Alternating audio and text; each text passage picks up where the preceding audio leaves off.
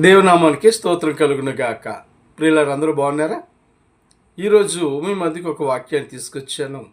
అదేంటంటే అపొస్తలుల కార్యము 15వ అధ్యాయము 8వ వచనంలో ఇలాగ వ్రాయబడి ఉంది. మరియు మానవుల హృదయాన్ని ఎరిగిన దేవుడు అని వ్రాయబడి ఉంది.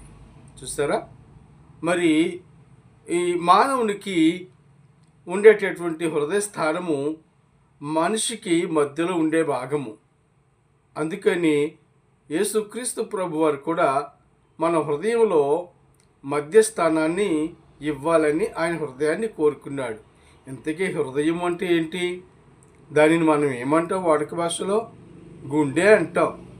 అయితే ఆ గుండె మరి మానవులకి కనిపిస్తుందా?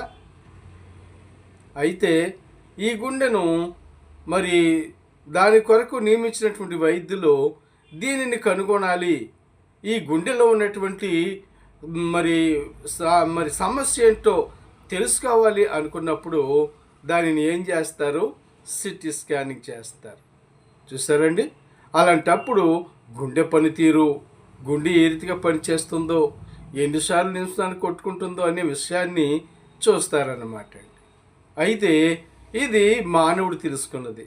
అయితే దేవుడు మరి గుండె అనేటువంటి హృదయాన్ని చూసినప్పుడు దేవునికి మన హృదయంలోనివన్నీ కూడా తెలుస్తాయన్నమాట.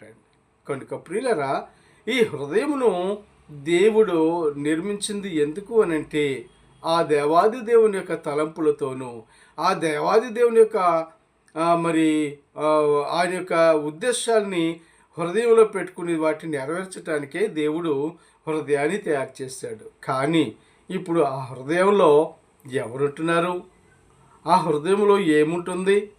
ఎన్నో ఆలోచనలు ఉంటాయి కదండి. అందుకే దేవుడు అంటాడు ఇర్మీయా గ్రంథంలో, హృదయము అన్నిటికంటే మోసకరమైనది, అది ఘోరమైన వ్యాధి కలది అన్నాడు. చూసారా ప్రియులారా? హృదయము మోసకరమైనవన్నీ కూడా అందులో నుంచే బయలుదేరుతాయి. ఒకరిని మోసం చేయాలన్నా, ఒకరికి మంచి చేయాలన్నా ఎక్కడి నుంచి బయలుదేరుతాయంటే ఆ సంకేతాలు హృదయంలో నుంచి మెదడుకి బయలుదేరిన తర్వాత మంచి ప్రేరేపిస్తే మనిషి మంచి చేస్తాడు, చెడు ప్రేరేపిస్తే చెడు చేస్తాడు. ఇది హృదయంలో ఉన్నటువంటి పనితీరు. దీన్ని అంతటినీ కూడా యేసుక్రీస్తు ప్రభు తెలుసు అంటున్నాడు. ఎందుకో తెలుసండి? ఆయనే ఆ హృదయాన్ని చేసినవాడు గనక ఆయనకి అన్నీ తెలుసు. కనుక ఈరోజు నీ హృదయమును దేవునికి ఇస్తే దేవుడిని హృదయాన్ని బాగు చేస్తానంటున్నాడు. ఈ రీతిగా దేవుడు